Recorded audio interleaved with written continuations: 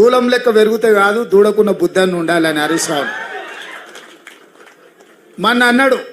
నేను 15 ఆగస్టు లోపల 2 లక్షల రూపాయల రైతు రుణమాఫీ చేస్తాను నేనంటే, రేవంత్ రెడ్డి నువ్వు 15 ఆగస్టు లోపల చేయకపోతే నువ్వు రాజీనామా చేయాలా, నువ్వు చేస్తే నేను ఎమ్మెల్యే పదవికి రాజీనామా చేసి మళ్ళీ సిద్దిపేటలో పోటీ చేయను అన్నాడు.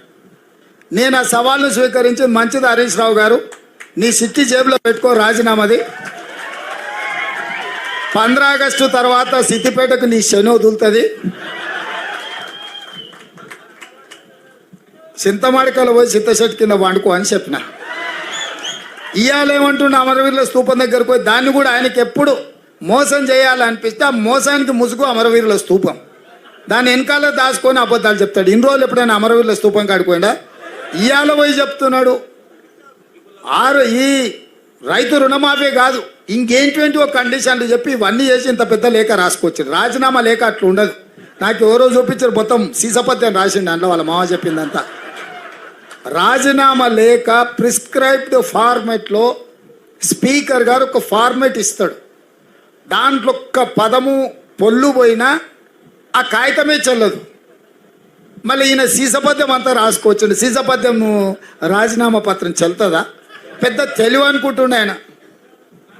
తాటి చెట్టు లెక్క పెరుగుతే కాదు నాయన, మోకాళ్ళలో కాదు అరికాళ్ళకు పోయినట్టు నీ తెలివితేటలు హరీష్ రావు.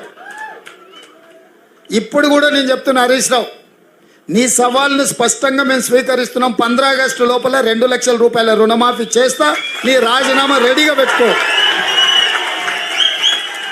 రైతులకు రుణమాఫీ చేయకపోతే మాకెందుకే అధికారం?